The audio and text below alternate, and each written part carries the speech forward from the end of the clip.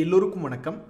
என்னங்க நீங்கள் இன்னைக்கு ரொம்ப வித்தியாசமாக விபூதி பூசியிருக்கீங்க அப்படின்ற மாதிரி நம்மளுடைய நிஃப்டி 25,111 அப்படின்ற ஒரு ஸ்ட்ராங் நம்பரில் வந்து க்ளோஸ் ஆகிருக்கு. நண்பர்களே, ஏற்கனவே பாதி சோழி முடிஞ்சு, அதாவது நிஃப்டி வந்து 10 days மூவிங் ஆவரேஜுக்கு கீழே தான் கடந்த 5 நாட்களாக ட்ரேட் ஆகிட்டு இருக்கு. இதனாலேயே பாதி பேர்த்துக்கு கடந்த 5 நாட்களாக அவங்களுடைய போர்ட்ஃபோலியோ நல்ல பெரிய ப்ராஃபிட்டில் வந்து சந்தோஷமே இல்லை. இதில் இன்னும் மிக முக்கியமாக 25,000 அப்படின்ற பாயிண்ட்டுக்கு கீழே மார்க்கெட் போகுதுன்னா அது சென்டிமெண்டலாகவே கொஞ்சம் வீக்கான ஜோன் தான். ஸோ 25,000க்கு கீழே போச்சுன்னா தாங்காது சாமி அப்படின்ற மாதிரி ஷார்ட் டேர்ம் ட்ரேடர்கள்லாம் பல பேர் ஹெட்ஜிங் அப்படின்ற மாதிரி பண்ணி வச்சுக்குவாங்க. நண்பர்களே, அந்த காலத்தில் ஒரு முடிவோடு தான் இருந்தாங்க. என்ன முடிவு அப்படின்னு பார்த்தீங்கன்னா, ரிலையன்ஸ் குரூப்பா பங்குகளை வாங்கி போட்டுட்டு நீண்ட நெடுகாலம் அது கூடயே இருக்கணும். அதே மாதிரி டாடா குரூப் பங்குகளா அது கூட நீண்ட நெடுங்காலம் ஐபிஓவில் வாங்கினோமா அதை அப்படியே வச்சிருந்தோமா அப்படின்ற மாதிரிலாம் அந்த காலத்தில் நிறைய பேர் யோசிச்சுட்டு இருந்தாங்க. இந்த சமயத்தில் இந்த டாடா டெக்னாலஜிஸ் அப்படின்ற பங்கு எடுத்து பார்த்தீங்கன்னு வச்சிங்களேன், அது லிஸ்ட் ஆனதுலேருந்து ஆல்மோஸ்ட் 40% இறங்கி தான் இருக்கு இந்த டாடா டெக்னாலஜிஸ் அப்படின்ற பங்கு. இந்த டாடா டெக்னாலஜிஸ், ஒரு உதாரணத்துக்கு டாடா குரூப்ல வந்து டாடா கெமிக்கல்ஸ் அப்படின்ற ஒரு பங்கு இருக்கு. அதை கொண்டு போய் நம்ம டிசிஎஸோட ரிலேட் பண்ண முடியாது. பட் ஒரு டாடா டெக்னாலஜி பங்கை அவன் முதல்லயே டாடா மோட்டரோட இருந்தா அதோட ஒரு ரிலேஷன் பண்ணி பார்க்கலாம். அல்லது டாடா எல்சி அப்படின்ற ஒரு கம்பெனி இருக்கு, அது கூட எல்லாம் கூட ஒரு ரிலேட் பண்ணி பார்க்கணும்னு வச்சுங்களேன் ஒரு உதாரணத்துக்கு. ஏன்னா இது இப்பதான் ஐபிஓவாக வந்திருக்கு. ஆனா டாடா எல்சி எல்லாம் ஐபிஓவாக வந்து பல வருஷம் ஆச்சு. சரி, அப்ப இவன் எப்படி சம்பாரிச்சு கொடுத்துருக்கான் அப்படின்னு நீங்க பாத்தீங்கன்னாக்கா, கடந்த 10 வருஷத்துல ஒவ்வொரு வருஷமும் 25% என்பது சம்பாரிச்சு கொடுத்துருக்கான். கடந்த 3 வருடமா இந்த பங்கு லாபமே சம்பாரிச்சு தரல. 3 வருஷத்துக்கு முன்னாடி 2023 போட்டிருந்தாக்கா நஷ்டம் என்பதே அடைஞ்சிருக்கும்.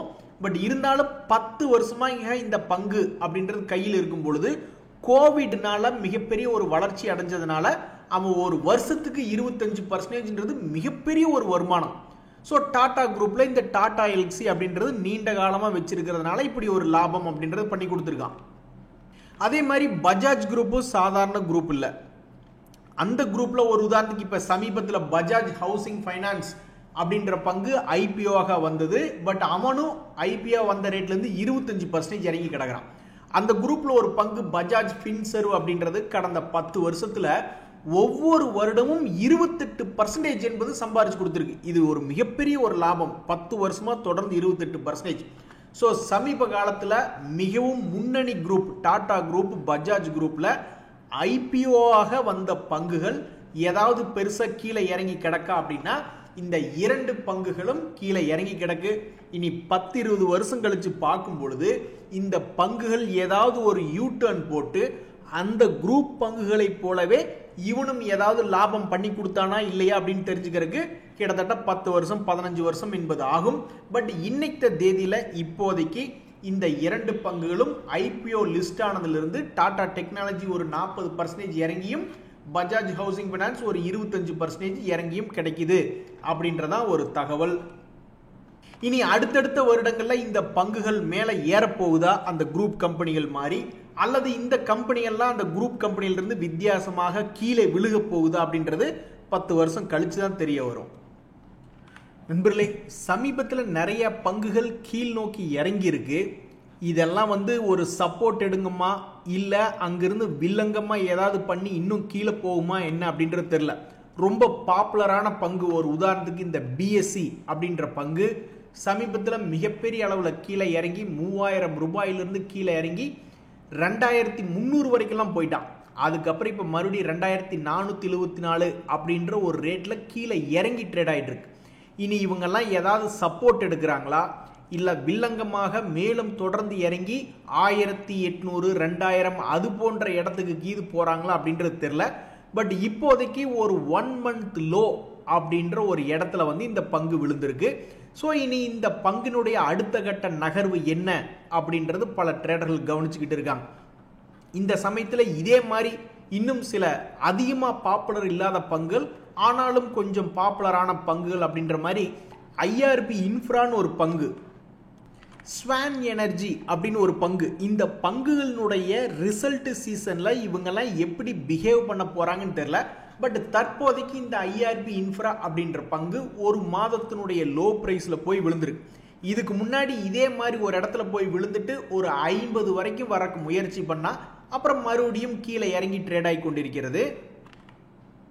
இதுக்கு முன்னாடி ஒரு அருமையான இடம், இதுக்கு முன்னாடி போன வருஷத்தில் ஒரு குறிப்பிட்ட லோ வந்தால் அதே லோ வந்து விழுந்த பிறகு கிட்டத்தட்ட 4 மாதங்கள் கழித்து ஒரு 25% என்பது சம்பாரிச்சு கொடுத்த பங்கு தான் இந்த ஐஆர்பி இன்ஃப்ரா. ஸோ தற்போதைக்கு அந்த இதுக்கு முன்னாடி வந்து விழுந்த லோவுக்கும் தற்போது இருக்கக்கூடிய ரீசன்ட் ஹையுக்கும் நடுவில் ட்ரேட் ஆகி கொண்டு இருக்கு.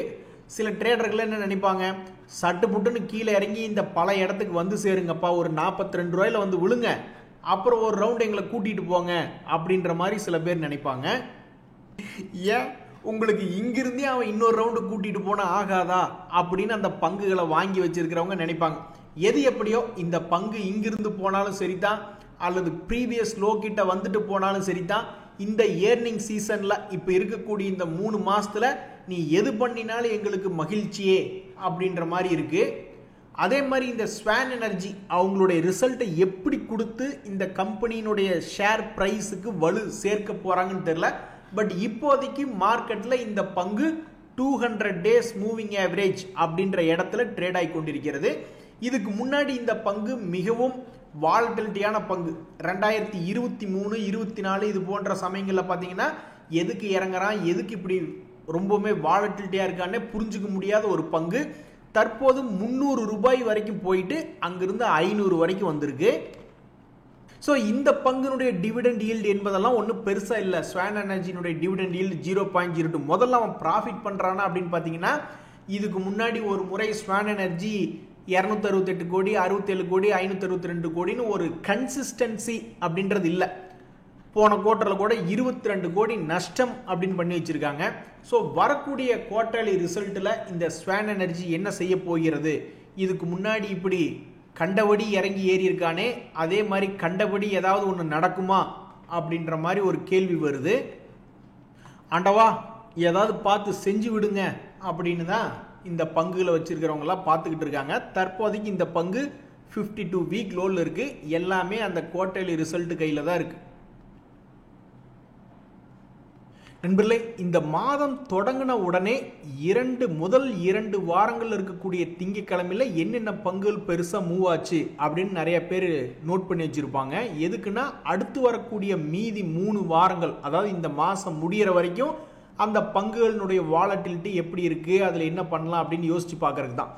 ஒரு உதாரணத்துக்கு டாப்பாக இருக்கக்கூடிய இந்த PNB gain, Raymond, APL limited, Deepak fertiliser அப்படின்னு பார்க்குறோம்னு வச்சுக்கிங்களேன்.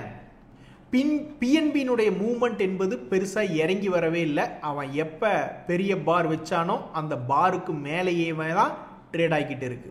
சில பேர் என்ன நினைப்பாங்க, அடடா இந்த பெரிய பார் வச்சுக்கிட்டு மேலே இப்படி ஆடிக்கிட்டு இருந்தானே, ஒரு முறை இந்த அடிவாரத்துக்கு வந்துட்டு அப்புறம் மேலே போயிருந்தா கொஞ்சம் சௌரியமாக இருந்திருக்குமே. இங்கே பார்த்தீங்களா, இந்த ஏபிஎல் லிமிடெட் அப்படின்றது மாதத்தினுடைய தொடக்கத்தினுடைய திங்கக்கிழமை அன்னைக்கு ஏதோ ஒரு காரணத்தினால பெரிய பாரா போட்டான். அதுக்கப்புறம் அவன் அடிவாரம் வரைக்கும் வந்துட்டு அங்கிருந்து மறுபடியும் 5% மேலே ஏறிய ஒரு பங்காக இந்த ஏபிஎல் லிமிடெட் அப்படின்றது இருக்கு. ஜேபி பவர் அப்படின்ற பங்கு ஏற்கனவே ஒரு மிகப்பெரிய ஒரு கேண்டில் அப்படின்றத போட்டுட்டு அதுக்கு மேலேயும் ரொம்ப தூரம் போயிட்டு கீழே இறங்கி வந்துகிட்டு இருக்கான். 22 ரூபாயில ட்ரேட் ஆகிட்டு இருக்கக்கூடிய இந்த பங்கை பல பேர் ஒரு 18 ரூபா வராதா அப்படின்னு பார்த்து கொண்டு இருக்கக்கூடிய ஆட்கள் இருக்காங்க. ஸோ சமீபத்தில் மிகவும் மூவ்மெண்ட் காட்டிய வாரத்தின் தொடக்கத்தில் இருக்கக்கூடிய பங்குகள் தான் இந்த லிஸ்ட்ல இருக்கு. பல பங்குகள் இப்படி வாலட்டிலிட்டியாகவும் இருந்திருக்கு, சில பங்குகள் ஏறுமுகமாகவும் இருந்திருக்கு. ஸோ அந்த குரூப்ல 2 பங்குகள் ரொம்பவுமே கலக்கத்தில் பல பேர்த்த வச்சிருக்கு. அதாவது இந்த தீபக் ஃபெர்டிலைசர் அப்படின்றது இருக்கிறதுலே உச்சியில ஏறப்பட்ட பங்கு, இருக்கிறதுலே ரொம்ப தூரம் உச்சியில போய் அங்க வந்து பெரிய பார் அப்படின்றது போட்டிருக்கு. அப்படி போட்டுட்டு இருக்கக்கூடிய இந்த தீபக் ஃபெர்டிலைசர் என்பது தொடர்ந்து கீழேயே ட்ரேட் ஆகிட்டு இருக்கான். இதனால பல பேர்த்துக்கு கொஞ்சம் கலக்கமாக தான் இருக்கு. அதே மாதிரி இந்த கெய்ன்ஸ் அப்படின்ற ஒரு பங்கு, இந்த பங்குமே சமீபத்தில் கொஞ்சம் உச்சியில தான் அவனுடைய பிக் கேண்டில் அப்படின்றது போட்டதுக்கப்புறம் அந்த கேண்டிலுடைய அடிவாரத்தில் இருக்கு. ஆண்டவா இவனை ஒரு 200-300 ரூபா நீங்க ஏத்தி விடக்கூடாதா அப்படின்ற மாதிரி பல பேர் வேண்டிக்கிட்டு இருக்காங்க. இன்னும் சில பேர் என்ன நினைக்கிறாங்கன்னா, இந்த பங்கு ஏற்கனவே ஒரு 200 டேஸ் மூவிங் ஏவரேஜ்ல இருந்து அருமையான ஒரு ரேலி இருக்கு, அப்ப இன்னும் கொஞ்சம் சரிஞ்சு 200 டேஸ் மூவிங் ஆவரேஜ் கிட்ட வந்துட்டு அப்புறம் அது என்னமோ பண்ணிட்டு போகட்டும் அப்படின்ற மாதிரி பார்க்குறாங்க. ஸோ தற்போதைக்கு நல்லா ஏறி வந்த பங்குகள், பெரிய கேண்டில் போட்ட பங்குகள் அடிவாரத்தில் ட்ரேட் ஆகிட்டு இருக்கு. அப்படின்னா இந்த தீபக் ஃபெர்டிலைசர்ஸ், கெய்ன்ஸ் அப்படின்ற பங்குகள்லாம் அடிவாரத்தில் ட்ரேட் ஆகிட்டு இருக்கு. மிகவும் உச்சிக்கு வந்துட்டு இந்த மாதிரி ட்ரேட் ஆகிட்டு இருக்கிறதுனால பல ட்ரேடர்களுக்கு கொஞ்சம் கலக்கமாக தான் இருக்கு. ஏய் என்னப்பா விபிஎல், நீயும் போய் அந்த கும்பலோட சேர்ந்துக்கிட்ட, அதாவது சமீபத்தில் லாபம் கொடுத்து கொண்டு இருக்கக்கூடிய பல கம்பெனிகள் இருக்கு, அதில் போய் இந்த விபிஎல் இன்னைக்கு சேர்ந்துக்குச்சு. 2% ஏறி one of the gainers list அப்படின்ற மாதிரி கெய்னர்ஸ் லிஸ்ட்ல போய் இன்னைக்கு சேர்ந்துக்குச்சு. சமீபத்தில் இந்த விபிஎல் ஒரு மாதத்தினுடைய லோ பிரைஸ்லயே ட்ரேட் ஆகி கொண்டிருந்த ஒரு பங்கு தான் விபிஎல். அது சமீபத்தினுடைய லோல இருந்து மேலே ஏறி வந்ததுல கொஞ்சம் சந்தோஷம்தான். இதே மாதிரி ஒரு லோ பிரைஸ்ல ட்ரேட் ஆகி கொண்டிருக்கக்கூடிய ஒரு பங்காக இந்த யுனைடெட் ஸ்பிரிட்ஸ்னு ஒரு பங்கு, அந்த பங்குமே சமீபத்தினுடைய லோ பிரைஸ்ல வந்து ட்ரேட் ஆகிட்டு இருக்கு. இனி இது ஏதாவது சப்போர்ட்டுக்கு இது எடுக்குதா அல்லது சப்போர்ட்டை உடைக்குதா, அதாவது கீழே போகுதா மேலே போகுதா அப்படின்றது தெரியாதபடிக்கு இருக்கு. ஆனால் தற்போதைய தகவல் என்ன அப்படின்னு பார்த்தீங்கன்னா, இந்த யுனைடெட் ஸ்பிரிட்ஸ் அப்படின்ற ஒரு பங்கு 200 டேஸ் மூவிங் ஆவரேஜுக்கு கீழே அதனுடைய பிப்ரவரி மாதம் அல்லது மார்ச் மாதத்தில் இருந்த ஒரு லோ பக்கத்தில் வந்து ட்ரேட் ஆகி கொண்டிருக்கக்கூடிய ஒரு பங்காக இந்த யுனைடெட் ஸ்பிரிட்ஸ் அப்படின்றது இருக்கு. இந்த பங்கு ஒவ்வொரு முறையும் குறைந்தது ஒரு 60 நாட்களோ அல்லது ஒரு 100 நாட்களோ கழிச்சு தான் அவனுடைய மிக முக்கியமான லோல்ல இருந்து ஏறினானா இல்லையா அப்படின்றது தெரிய வருது. ஸோ அப்போ ஒரு 4-5 மாதமாவது ஆகுமா இந்த பங்கு மேல் நோக்கி ஏறி வந்ததா அல்லது கீழ் நோக்கி வந்ததா அப்படின்றது, ஒரு 100 நாட்களுக்கு மேலே ஆகுமா, 3 மாதம் 4 மாதம் ஆகுமா இல்லையா அப்படின்றது பொறுத்திருந்து பார்த்தா தான் தெரியும். இந்த நேரத்தில் இந்த பங்கு எவ்வளவு டிவிடெண்ட் கொடுக்குது அப்படின்னு பார்க்க போனோம்னா வெறும் 0.87% அப்படின்ற மாதிரி தான் டிவிடெண்ட் கொடுக்குது.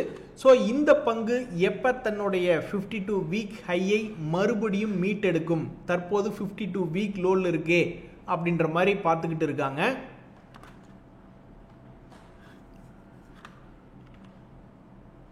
நண்பர்களே, டாடா குரூப்புக்குன்னே தனியாக ஒரு மரியாதை அப்படின்றது இருக்கு. டாடா குரூப்பில் ஒரு பங்கு தான் இந்த ட்ரெண்ட் அப்படின்ற பங்கு. இந்த பங்கு சமீபத்தினுடைய பிஸ்னஸ் அப்டேட்டோ அல்லது ஏதோ ஒரு காரணத்தினால திடீர்னு 6200 ரூபாயிலிருந்து ஒரே நாளுங்க, சொன்னால் நம்ப மாட்டீங்க, நான் பார்த்துருந்தீங்கன்னா தான் நம்புவீங்க, ஒரே நாளில் மிகப்பெரிய ஒரு வீழ்ச்சி அடைஞ்சு 5400 ரூபா பக்கத்தில் வந்து விழுந்துட்டான். அதுக்கப்புறம் கிட்டத்தட்ட 10 நாட்களாக அதே விலையில தான் ட்ரேட் ஆகிட்டு இருக்கு. ஒரு காலத்தில் இண்டஸ்இண்ட் பேங்க் அப்படின்னு ஒரு பங்கு, அது ஏதோ ஒரு தகவல் இப்படி தான் ஏதோ ஒரு பிஸ்னஸ் அப்டேட்டில் ஒரு குளறுபடி அப்படி ஒரு தகவல் வந்தோடனே குப்புன்னு கீழே விழுந்தவன், அதுக்கப்புறம் ஏதோ கொஞ்சம் கொஞ்சமாக ஆடி ஒரு காவாசி தூரம் என்பது வந்து சேர்ந்தது. ஸோ இந்த ட்ரெண்ட் அப்படின்ற பங்கு என்ன செய்ய போகிறது அப்படின்றது தெரில. தற்போதைக்கு இந்த பங்கு என்பது மே மாதத்தினுடைய லோவில் வந்து ட்ரேட் ஆகிக்கிட்டு இருக்கு.